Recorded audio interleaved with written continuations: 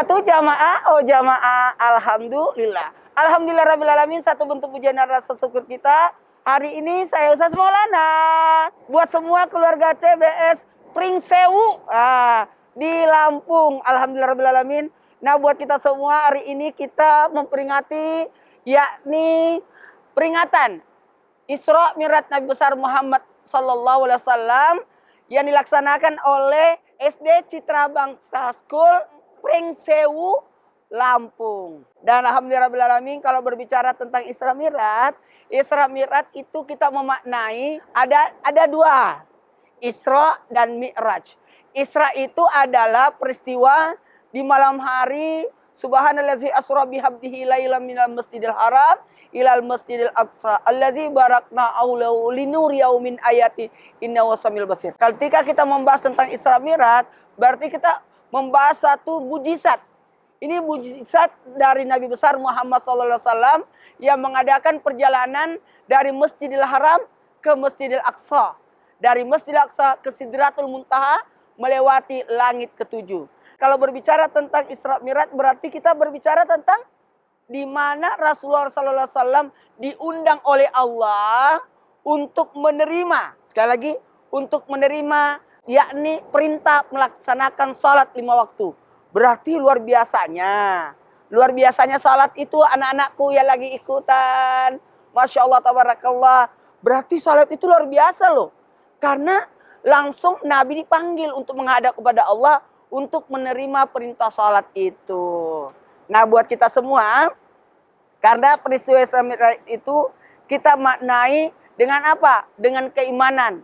Karena ada juga, maaf, pada waktu disampaikan terjadi peristiwa Isra Mi'raj, ada yang percaya, ada yang ragu-ragu, ada malah tidak percaya sama sekali. Golongan yang percaya itu adalah Abu Bakar As-Siddiq. Makanya Sayyidina Abu Bakar mendapatkan gelar As-Siddiq. Kenapa disebut As-Siddiq? Karena mempercayai peristiwa Isra Mi'raj itu. Nah, kemudian ada juga yang tidak percaya.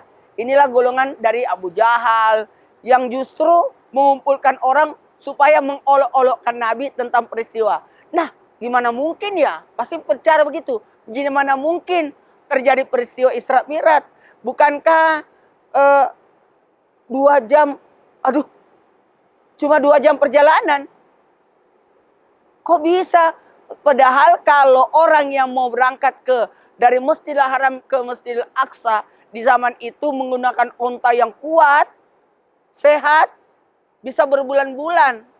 Tapi kok Nabi cuma semalam, bahkan sepertiga malam. Malam Nabi pulang sebelum subuh. Berarti durasinya cuma 2 jam. Artinya apa? Ini pertanda disinilah kekuasaan Allah. Karena Nabi bukan berjalan, tapi Nabi diperjalankan. Sekali lagi, Nabi diperjalankan. Jadi itu, subhanallazi asra bihabdihi, maha suci Allah yang telah memperjalankan hambanya pada suatu malam dari Masjidil Haram ke Masjidil Aqsa. Maka kita maknai perjalanan Isra Mi'raj itu dengan cara apa? Mengambil hikmah buat orang tua, buat anak-anakku, buat semua yang ikut Zoom hari ini dari SD Citra Bangsa School Pringsewu, Lampung. Alhamdulillah kita maknai bahwa sebenarnya ini adalah bentuk kekuasaan Allah. Itu yang pertama. Menambah keimanan kita. Membuat kita semangat lagi untuk melaksanakan perintah sholat. Karena luar biasanya sholat itu diterima di tempat yang cukup jauh sekali. Sangat jauh. Kalau berbicara berarti Nabi dari Masjidil Haram ke Masjidil Aqsa. Lalu dari Masjidil Aqsa ke Sidratul Muntaha. Melewati 7 lapis langit. Wah, anak-anakku, saya mau sampai ini. Bahwa sebenarnya perjalanan Nabi dari Masjidil Haram ke Masjidil Aqsa itu ada 5 titik. Mekah, finishnya nanti di waktu Isra ya. Di Masjidil Aqsa. Lalu Nabi mampir dulu. Kemana? Ke Yasrib, Madinah. Salat sunat 2 rakaat. Baru terbang lagi ke Gunung Tursinain, tempat Nabi Musa menerima wahyu. Kemudian ke Bethlehem, tempat lahirnya Nabi Isa alaihissalam. Lalu sampailah ke Masjidil Aqsa. Jadi 5 titik. Di sini sebenarnya banyak hikmah di balik itu. Bahwa sebenarnya kita harus banyak belajar. Belajar sejarah, belajar perjalanan. Jadi bagus tuh kalau dari pihak sekolah, Citra Bangsa School, untuk senantiasa mengadakan refreshing. Bukankah Nabi waktu Isra Mi'raj sebelumnya ada terjadi peristiwa, yakni berpulangnya ke rahmatullah istri beliau dan paman beliau, sehingga terjadilah tahun kesedihan dan Allah menghibur. Jadi tidak apa-apa, apalagi di masa pandemik ini, gimana nih? Ini bentuk hiburannya. Jadi kita harus kreatif, disiplin, dan lebih mandiri dalam menyikapi. Karena masa pandemik lagi, ya tidak apa-apa anak-anakku, ayo bikin sesuatu yang menarik buat kita. Tambah pelajaran, tambah ilmu. Di mana Rasulullah SAW juga melewati 7 lapis langit, dan di situ ada 7 ilmu. Saya selalu tekankan ini, ada 7 ilmu yang kita bisa dapatkan. Ilmu orang tua, jadi orang tua sekarang jadi guru kan? Lebih akrab sama anaknya. Karena belajar online berarti didampingi. Ada nilai pendidikan di situ, ada nilai tanggung jawab di situ, ada nilai kemandirian, ada nilai kedisiplinan. Jangan sampai tuh anak-anak belajar online-nya nggak mandi. Ya, ternyata nggak mandi. Harusnya tetap mandi. Harusnya tetap rapi. Ya, itu. Karena ternyata ada 7 ilmu. Ilmu di balik langit pertama, Nabi bertemu dengan Nabi Adam. Supaya apa? Untuk mendapatkan ilmu dari sisi orang tua. Kemudian kedua, ilmu dari langit kedua berarti Nabi Nuh dong. Harus ada kreatif. Nabi Nuh membuat perahu, artinya kita harus kreatif. Ada kemampuan untuk membuat. Jadi anak-anak, ayo dieksplor, lebih digiatkan lagi. Bukan berarti kita sekarang nih sudah setahun corona, kita belajar di rumah, gimana dong ilmunya? Tidak. Justru anak-anakku sekalian, justru lebih mahir, lebih pinter ya. Hati-hati loh. Jangan sampai online ternyata main handphone, nonton YouTube lagi. Ya, tapi ini pembelajaran buat kita bahwa anak-anak sekarang makin pintar. Kemudian apalagi? Yang ketiga adalah langit ketiga ketemu Nabi Yusuf alaihissalam.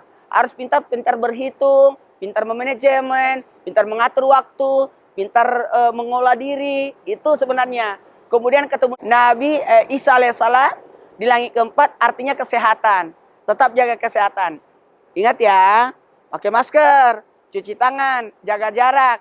Itu hindari kerumunan. Jadi anak-anakku sekalian, kita belajar betapa pentingnya kesehatan. Terlihat di zaman sekarang ini, ternyata Nabi sudah diajarkan kesehatan, di mana Nabi ketemu dengan Nabi Isa alaihissalam. Kemudian di langit kelima ketemu Nabi Sulaiman alaihissalam. Nabi Sulaiman adalah ilmu bahasa. Ayo, mumpung lagi di rumah, ayo belajar lebih banyak lagi. Ya, banyak baca buku. Jadi kesempatan untuk menyelesaikan. Kalau anak-anak saya suruh selesaikan bacaan yang ada di sekolahnya, selesaiin semua. Jadi nanti pada saat nanti masuk sekolah sudah enak. Jadi bukan berarti kita tinggal di rumah tidak bertambah ilmu. Harus makin bertambah ilmunya ya. Kemudian langit keenam ketemu Nabi Musa alaihissalam. Di mana Nabi Musa alaihissalam yakni ilmu strategi hidup, politik dan sebagainya. Artinya apa? Kita harus mengatur lebih baik lagi. Semangat ya. Dan langit ketujuh ketemu Nabi Ibrahim alaihissalam. Artinya ilmu agama. Dari ketujuh ini artinya kita mendapatkan kemuliaan luar biasa. Di puncaknya adalah ilmu agama. Perbaiki, kuatkan dirinya. Jamaah yang dimuliakan oleh Allah, saya mengajak anak-anak untuk menjaga sholat 5 waktunya. Tepat waktu sholat, salat tepat waktu kalau bisa tambah salat sunat, duha. Anak saya di rumah itu bilang gini, sekarang kegiatan tidak terlalu banyak Abah, bisa nggak saya puasa? Anak saya puasa loh. Ya sudah bisa tuh puasa Senin Kamis. Supaya nanti Ramadannya lebih enak lagi. Baik, saya ajak kita tetap tenang menghadapi masa sulit ini. Mudah-mudahan kita tetap semangat walaupun dalam suasana masih pandemi. Baik, kita sama-sama berdoa ya. Mudah-mudahan pandemi ini segera berakhir. Bismillahirrahmanirrahim. Alhamdulillah wala ilaha illallah akbar. Allahumma shalli ala sayyidina Muhammad wa ala ali sayyidina Muhammad. Amin amin ya rabbal alamin. Ya Allah berkailah kami. Allahumma barik lana fi Rajab wa Sya'ban wa balighna Ramadan. Amin amin ya rabbal alamin.